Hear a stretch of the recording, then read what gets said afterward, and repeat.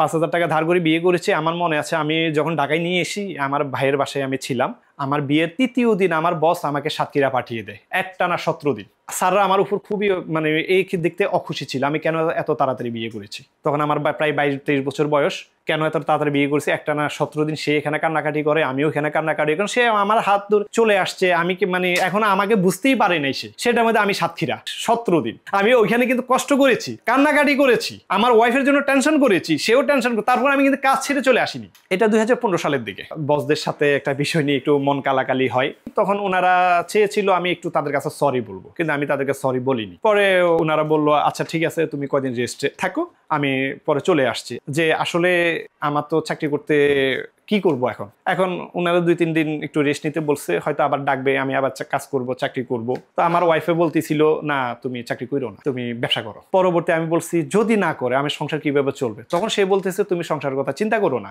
তোমার সংসার কিভাবে চালাতে হয় আমি চালিয়ে নিব। আমার ওয়াইফের একটা গুণ ছিল বুঝছেন, আমি প্রায় সময় অনেক সময় বাজার করতে পারতাম না, বাড়ির টাকা একটু অর্থ সংকট আমার থাকতো, কোনোভাবে সে চালিয়ে নিত, তার এই গুণটা ছিল। আপনারা দেখেন অনেকে কিন্তু কোটি টাকা দিয়ে অনেক সময় বিজনেস করে সাকসেস হয় না। এই যে সে আমাদের মোটিভেট করছে, আমাকে যে সাপোর্ট দিছে, আমাকে যে সে মানে সাহস দিছে, এই সাহসটা কিন্তু কথা দিয়ে সাহস, এই যে তার এই সাহসটা পেয়ে আমার মনের ভিতরে স্পিরিট চলে আসছে। তো আমার মনে আছে আমি ওই যে বিভিন্ন কোম্পানির কথা বলেছিলাম না, ওদের কাছে আমি গিয়ে আমার মানে আমি ততদিনে কার্ড বানাইছিলাম, কার্ড বানাই ওদের কাছে আমি কার্ড দিয়ে আসছি, আমার নাম্বার দিয়ে আসছি, বা মানে হইলে আমার ফোন দিয়ে, তখন তারা আমাকে 1-2টা ফোন দিত। আমার এখনো মনে আছে আমার বাসার সামনে একটা হোটেল ছিল, ওই হোটেলে একটা ফিল্টার মেশিন লাগানো ছিল, ওটা বন্ধ। পরে আমি জিজ্ঞেস করছি আপনার এটা বন্ধ কেন, এটা ঠিক করবেন না, ভাই লোক তো পাচ্ছি না। পরে আমি তো এটা কাজ জানি। ওই দিন আমার 800 টাকা ইনকাম হয়েছে।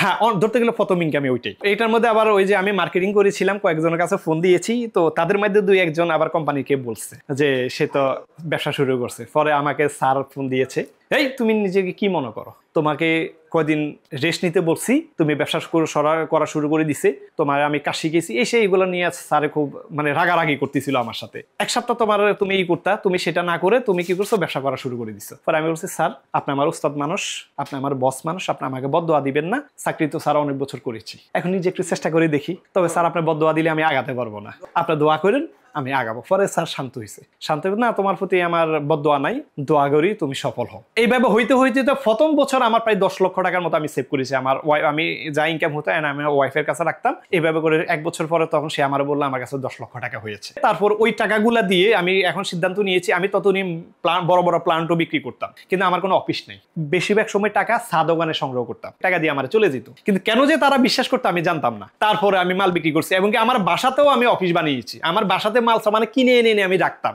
রেখে ওইখানে একসাথ করে ওইখান থেকে আমি মাল ডেলিভারি দিতাম। এইভাবেই বিজনেসটা করি, 10 লক্ষ টাকা 1 বছরে জমিয়েছি। তারপরে আমার ওয়াইফ সহ আমরা দোকান দেখে সে একটা জায়গায় একটা দোকান পছন্দ করে, যেমন কি আমরা আগেই শুনতাম প্রত্যেকটা পুরুষের মানে সফলতার পিছনে কোনো না কোনো নারীর অবদান থাকে, এটা কিন্তু বাস্তব। যেমন কি আমি শুরুতে বলেছি আমার ওয়াইফের বিনা পুঁজিতে কোটি টাকার ইনভেস্ট আমারে দিয়েছে। আসলে এরকম টাইপের সাপোর্ট যদি না পায় একজন পুরুষ ঘুরে দাঁড়াতে, তার জন্য আসলে সম্ভব না। এটা কাস্টমারদের সম্বন্ধে আমি সবচেয়ে বেশি জিনিসটা যেটা করি আফটার সেল সার্ভিস। ধরেন আমাদের ওয়াটার ফিল্টার কেউ নিয়েছে, প্রবলেম হয়েছে, আমি চেষ্টা করি মোবাইলের সমাধান দেওয়ার জন্য। 90% সমাধান মোবাইলে দেওয়া সম্ভব এখন, যেহেতু ডিজিটাল যুগ। আর যদি না হয় আমার টেকনিশিয়ানরা, আমার যারা এক্সপার্ট আছে তাদের যাইতে যে সময় লাগে, এই ঢাকার বাইরে আমি এই পর্যন্ত প্রায় হাজার উদ্যোক্তা তৈরি করেছি। ওর সাথে আমার রিলেশন হয়েছে 2012 সালে, বিয়ে করিও 2012 সালে।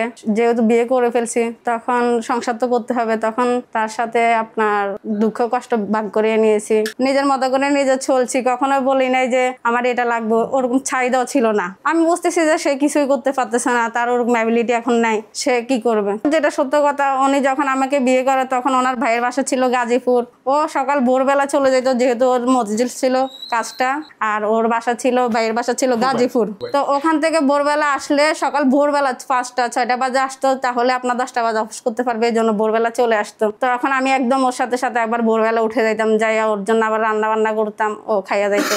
তারপর আবার সে রাতের 10টা বাজে ওখান থেকে আসতে আসতে রাতের 12টা-1টা বেজে যেত, তখন তার জন্য আমি বসে বসে অপেক্ষা করতাম। আমি সে আসলে এটা মনে আছে, আমি যখন শারমিন বলতাম বলার আগে তুমি উঠে যেতাম। আমার কখনো আমি ঘুমাইতাম না, কখনো ঘুমাইতাম না, ও আসলে ওর জন্য জাগন থাকতাম। ওয়াটার সেক্টরে যদি আমি বলি তাহলে আমি প্রায় 16 বছর এই সেক্টরে আছি। আর আমার বিজনেস যদি বলি, শুধু বিজনেসের বয়স আমি 2015 সাল থেকে শুরু করেছি। কেন মানুষ ওয়াটার ফিল্টার ব্যবহার করবে, এটা মানুষের জন্য কেন প্রয়োজন, এগুলো নিয়ে আমি ভিডিও বানানো শুরু করেছি। তখন মানুষ ভিডিওগুলো দেখে সচেতন হয়, আবার আমাকে অর্ডার দেয়। কিছু ভিডিও বানিয়েছি সার্ভিসিং করা, দেখে তারা ওই নিজেদের মেশিন নিজেরা সার্ভিসিং করে এখানে যে ফার্স্ট পার্টি অ্যাক্সেসরিজ গুলো আছে তারা আমাকে অর্ডার দিচ্ছে। এখান থেকে আমি কিন্তু আউটপুট পাওয়া শুরু করেছি।